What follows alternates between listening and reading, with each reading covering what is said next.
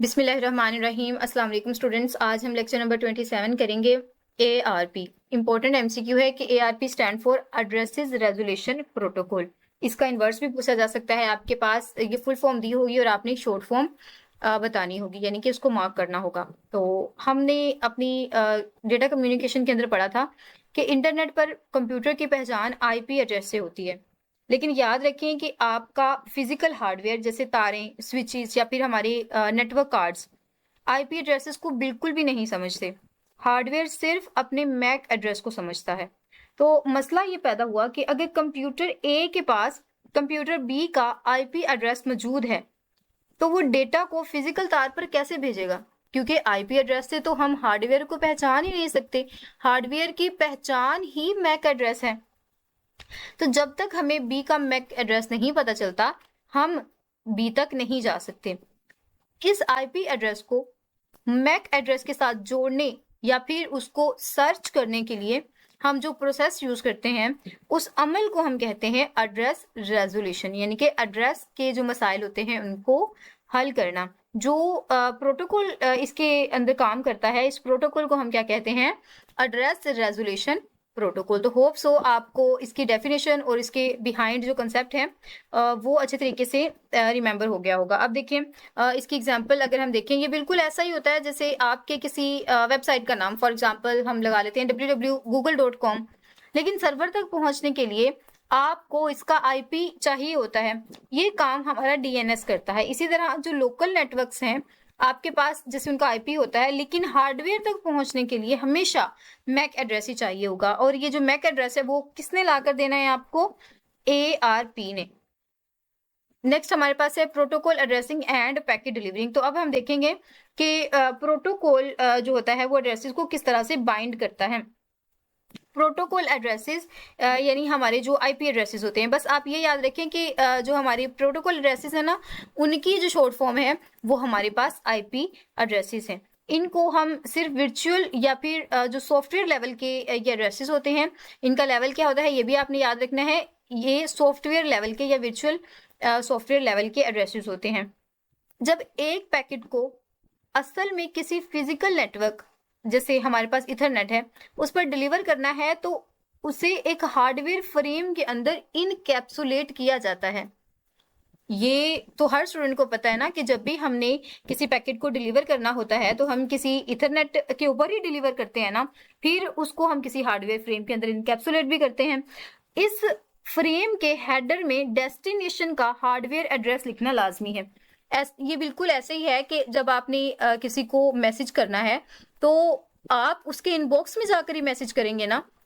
आप स्पेसिफाई करेंगे कि आप किसको टेक्स्ट करना चाह रहे हैं। अब नेक्स्ट टॉपिक है हमारे पास एड्रेस रेजोल्यूशन। ठीक है, एड्रेस रेजोल्यूशन क्या होती है?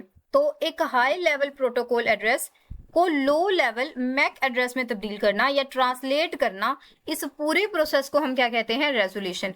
वही बात कि जो मैंने ऊपर जिक्र किया था, ये जो मसाइल हमारे पास आते हैं कि हमें हार्डवेयर एड्रेस नहीं पता होता, मैक एड्रेस नहीं पता होता, तो उसका जो हम सोल्यूशन करते हैं वो हमारी क्या होती है? Address resolution. ये पैकेट भेजने से बिल्कुल पहले और सबसे इंपॉर्टेंट स्टेप होता है, ये भी आपने याद रखना है। और a computer never resolve the address of the computer that attached to the remote computer.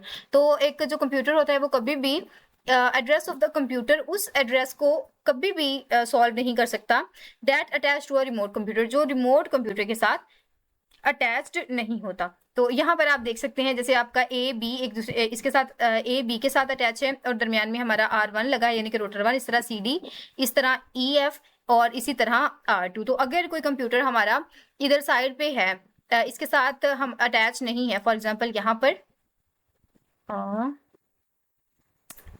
यहाँ पर अगर कोई कंप्यूटर है और इनके साथ अटैच नहीं है, तो ये हमारे जो एड्रेसिंग का प्रॉब्लम है उसे सॉल्व नहीं करेगा। इसी तरह अगर कोई कंप्यूटर इधर पड़ा हुआ है लेकिन इसके साथ अटैच नहीं है, फिर भी ये हमारे पास वर्क नहीं करेगा। तो जैसे आप यहाँ पर देख सकते हैं कि A resolve protocol address for B protocol message from an application on send A of the application। जी हाँ, तो हमारा जो A है उसने B के जो एड्रेसिंग का प्रॉब्लम है वो सॉल्व कर दिया है। A doesn't resolve a protocol address for F, तो ये जो है किसको सॉल्व नहीं करेगा, जो ए है वो एफ को नहीं कर सकता क्योंकि ये आपस के अंदर कनेक्ट नहीं है। तो network layer packet contain destination, तो हमारी जो नेटवर्क लेयर होती है उसके ऊपर क्या लिखा होता है, उसका एड्रेस होता है, और डेस्टिनेशन का एड्रेस लिखना हमारे लिए बहुत ज़्यादा इम्पोर्टेंट होता है। अब नेटवर्किंग की दुनिया में आईपी से मैक मालूम करने के लिए बुनियादी तौर पर हम 3 टेक्निक्स को इस्तेमाल करते हैं। पहली हमारे पास होती है टेबल लुकअप, दूसरी होती है closed form computation, and third one is a message exchange. सबसे पहले हम देखते हैं कि लुकअप टेबल से हम किस तरह से रिजॉल्व कर सकते हैं एड्रेस के प्रॉब्लम को। तो इस मेथड के अंदर बेसिकली कंप्यूटर की मेमोरी के अंदर हम एक स्टैटिक टेबल बना देते हैं। एक स्टैटिक टेबल बना दिया जाता है जिसमें एक तरफ आईपी और दूसरी तरफ इसका मैक एड्रेस लिखा होता है। फॉर एग्जांपल हम अगर इसी टेबल को यहाँ पर बिल्ड करें तो कुछ इस तरह से हमारे पास टेबल होता है, दरमियान में इसको सेपरेट किया जाता है इस तरह से कुछ, और एक साइड पर क्या होता है, हमारा कौन सा एड्रेस होता है, हमारा मैक एड्रेस होता है, और दूसरी साइड पर हमारा क्या होता है, आईपी एड्रेस होता है। तो फिर वो एक दूसरे की कोरस्पॉन्डिंग में होते हैं। फॉर एग्जांपल अगर हमारे पास इसका आईपी है, यहाँ पर आईपी है, तो यहाँ पर हमारा क्या होगा, मैक होगा, तो वो एक दूसरे के कोरस्पॉन्डेंस में होते हैं। दैट्स वाई हमारे लिए उसको तलाश करना या उसकी जो प्रॉब्लम्स है उनको सॉर्ट आउट करना बहुत ज्यादा आसान हो जाता है। तो in lookup table binding of the map is stored in a table in a memory, memory के अंदर ये टेबल बनता है जिसे हमने जिक्र किया, which is the software search with need to the resolve an address. तो हम एक सॉफ्टवेयर के थ्रू उसकी रिसर्च करते हैं उस टेबल के अंदर से, जो भी हमें जिस भी एड्रेस का प्रॉब्लम सॉल्व करना हो। ये बिल्कुल एक हमारा हैश मैप या डिक्शनरी डेटा स्ट्रक्चर की तरह होता है, जहां आईपी एज अ की काम करता है और MAC as a value store होता है। तो जो रोटर बस टेबल है उसमें देखकर हम एड्रेस निकाल लेते हैं। ये जो तरीका है स्टूडेंट्स, ये जो मॉडर्न वैन है हमारे इंटरनेट उस पर बहुत ज़्यादा यूज होता है। नेक्स्ट हमारे पास है address resolution with closed form computation, यानी कि क्लोज्ड फॉर्म से हम किस तरह से करते हैं। तो इस मेथड में कोई टेबल होता ही नहीं है, बल्कि हम एक मैथमेटिकल इक्वेशन का इस्तेमाल करते हैं। कंप्यूटर जो होता है, कंप्यूटर जो आईपी एड्रेस सॉरी उसके ऊपर एक फॉर्मूला लगाता है और जवाब में उसका फिजिकल एड्रेस निकल कर आ जाता है। तो क्या होता है, आपने याद रखना है कि हमारा जो क्लोज्ड फॉर्म होता है उसके अंदर टेबल कोई होता ही नहीं है। हम एक बुलियन या अर्थमेटिक कोई भी मैथमेटिकल फॉर्मूला यूज करते हैं, इस फॉर्मूले को लगाते हैं हम आईपी पर, जब आईपी पर लगाकर उसकी कंप्यूटेशन करते हैं तो it becomes MAC address. Message exchange, तो ये हमारे पास थर्ड है। इसके अंदर हम क्या करते हैं, बेसिकली ये जो तरीका है ये सबसे ज़्यादा जदीद है और बहुत ज़्यादा कॉमन है। इसमें कंप्यूटर नेटवर्क पर एक मैसेज भेजकर सबसे पूछता है कि ये आईपी एड्रेस है किसका, जिसका वो आईपी होता है वो अपना मैक एड्रेस उसे वापस कर देता है। ये बिल्कुल इसी तरह है कि जैसे फॉर एग्जांपल आपको किसी का पेन मिला है तो आप उस क्लास के अंदर जाकर कहते हैं कि भाई ये पेन किसका है, तो जिसका वो पेन होता है वो उसे ले लेता है, ठीक है, बता देता है कि भाई मेरा जो पेन है। छोटी क्लासेस में तो ये होता है, तो हम कहते थे कि निशानी बताओ अपनी चीज की, मे भी आप लोग को याद हो। तो जब वो कोई अपनी निशानी बता देता है, हमें मैसेज दे देता है, फिर हम उसको डिलीवर कर देते हैं। तो ये तीनों जो टॉपिक्स हैं आपके इम्पोर्टेंट हैं, मे बी आपसे लॉन्ग क्वेश्चन में पूछे जाएं। Next address resolution with table lookup, तो ये हमने देख लिया कि किस तरह से होता है, इसके कंसेप्ट को हमने देख लिया है। अब इसकी यहाँ पर देखें कि रेजोल्यूशन रिक्वायर्ड डेटा स्ट्रक्चर, ये बिल्कुल एक डेटा स्ट्रक्चर होता है जिसके अंदर इंफॉर्मेशन बाइंड होती है, ठीक है, एड्रेस बाइंड होता है। A separate address binding table is use for each. हाँ जी, तो हर जो हमारे पास एड्रेस होता है उसके लिए एक सेपरेट टेबल बनाया जाता है, जैसे मैंने ऊपर एग्जांपल दी।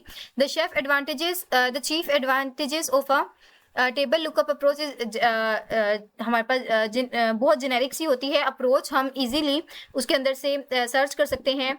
जैसे अगर हमारे पास आईपी है तो उसके कोरस्पॉन्डिंग में हम उसका क्या लिख देते हैं, उसका मैक एड्रेस लिख देते हैं। अब यहाँ पर देखिए स्टूडेंट्स, आपको एक छोटी सी मिसाल भी दी गई है, ये देखें, ये इसका आईपी एड्रेस है और इसकी कोरस्पॉन्डेंस में क्या है, इसका हार्डवेयर एड्रेस, और हार्डवेयर एड्रेस को हम मैक एड्रेस कहते हैं। तो ये तमाम जो एड्रेसेस हैं ये इसी के एग्जाम्पल हैं। For less than a dozen host a sequential search can sufficient. हाँ जी, तो जहाँ पर हमारे पास एक 12 से 14 कंप्यूटर हो तो वहां पर तो हम सिक्वेंटल कर सकते हैं, एक के बाद एक से एक के बाद एक। For the large network sequential approach uses too much CPU time.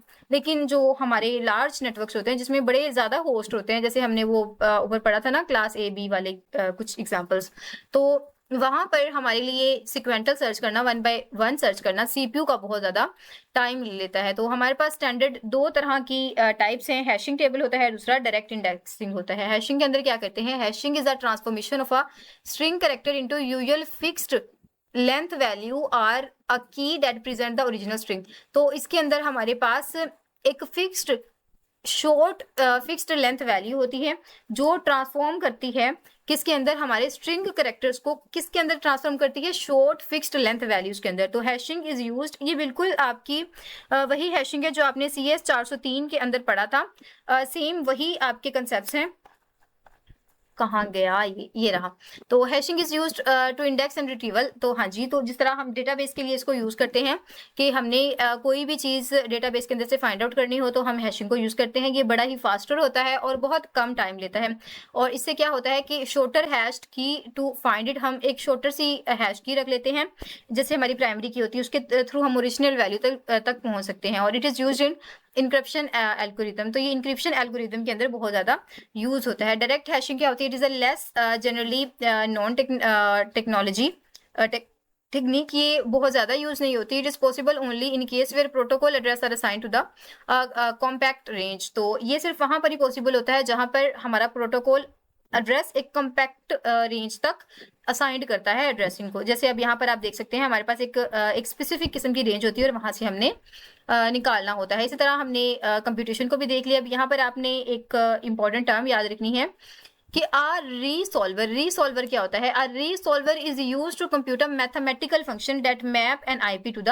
Hardware address. तो हमारा रीसॉल्वर क्या करता है, ये एक कंप्यूट करता है मैथमेटिकल फंक्शन को जिसकी वजह से हम आईपी लिखते हैं और मैक हमारे पास आ जाता है। वही बातें हैं बार बार आपको ये यहाँ पर रिपीट की गई है। When a computer connect network, जब भी कंप्यूटर कनेक्ट करता है ये कन्फिगरेबल एड्रेस को यूज करता है। The local network administrator choose a hardware address as well as, तो जो लोकल होता है हमारा एडमिनिस्ट्रेटर होता है वो हार्डवेयर एड्रेस को भी यूज करता है, चूज करता है, और आईपी को भी करता है। तो इस तरह उसके पास दो वैल्यूज आ जाती हैं और इजीली वो उसका रिट्रीवल करवा सकता है। अब यहाँ एक छोटी सी एग्जांपल भी आपको दी गई है, यहाँ पर देखें the IP address of first host. तो ये हमारे फर्स्ट होस्ट का आईपी है, हार्डवेयर एड्रेस क्या है 1। तो IP address of the second host तो क्या होगा, जैसे अब यहाँ पर हमारी जो लास्ट वैल्यू थी वो 1 थी, सेकंड का क्या होगा 2 होगा। इसी तरह थर्ड का हमारे पास और इसका हार्डवेयर एड्रेस क्या होगा 2 होगा। इसी तरह अब हमारा जो IP address of the rotor क्या होगा 001 है और इसका हार्डवेयर एड्रेस क्या होगा 001। यानी कि ये इसकी ना एक यही कर लें कि आपने 2 डिजिट्स लिए हैं और आपने इसको प्लस करवाना है तो आप उसका ऐड का फंक्शन लगा देते हैं ना, ऐड करते हैं तो वो 3 आ जाता है। तो सेम इसी तरह हम एक को करते हैं तो फिर अगले की वैल्यू हमारे पास खुद ब खुद आ जाती है। अब नीचे इंपॉर्टेंट एमसीक्यू है कि a simple Boolean and operation can compute the computer hardware address. बहुत इंपॉर्टेंट एंड मोस्ट रिपीटेड कि हमारा जो सिंपल बुलियन ऑपरेशन होता है वो कंप्यूटर हार्डवेयर के एड्रेस को हमारे पास लेकर आता है। और किस तरह से कि IP underscore address and OXF, ये आपकी जो असेंबली लैंग्वेज होती है ना उसका कोड है। बेसिकली उसके अंदर भी हमने यही देखा था कि हम अपने सीपीयू को किस तरह से यूज करते हैं, हमारा जो कंप्यूटर है उसकी इंटरनली जो कैलकुलेशन हो रही होती है वो किस तरह से परफॉर्म होती है। नेक्स्ट है हमारे पास मैसेज एक्सचेंज के साथ किस तरह से होता है कि आपने मैसेज किया और जिसका था उसने रिप्लाई कर दिया। अब इसको हम 2 पॉसिबल कैटेगरीज के अंदर डिवाइड करते हैं। पहली होती है centralised and second one is a distributed. Centralised के अंदर क्या होता है, सेंट्रलाइज्ड के अंदर क्या है, अ नेटवर्क इंक्लूड 1 और more server that assigned the task of answering. तो हमने एक जैसे मैंने मिसाल दी ना आपको कि एक क्लास है उसके अंदर आपने जाकर पूछ लिया कि ये पेन किसका है, वो होगी हमारी सेंट्रलाइज्ड। और डिस्ट्रीब्यूटिव क्या होता है कि each computer on a network participate in address resolution bye agreeing the answer resolution resolve request and it's address. तो इसमें क्या होता है कि हर जो कंप्यूटर होता है वो पार्टिसिपेट करता है हमारी एड्रेस रेजोल्यूशन के अंदर, किससे एग्री करते हुए, टू आंसर। वो एग्री करता है कि मैं हर रिक्वेस्ट के एड्रेस के लिए क्या करूंगा, मैं रिप्लाई करूंगा, आंसर करूंगा। और it is advantages that address resolution server can become a bottleneck and reduce the cost. तो यही वजह होती है कि इसकी वजह से हमारी कॉस्ट बहुत ज़्यादा कम हो जाती है। तो होप सो आपके लिए ये चीज़ें बेनिफिशियल होंगी। ये जो लेक्चर है आपका इम्पॉर्टेंट है for the MCQ and also for the long question. दुआओं में ज़रूर याद रखिएगा। फ़ी अमानिल्लाह।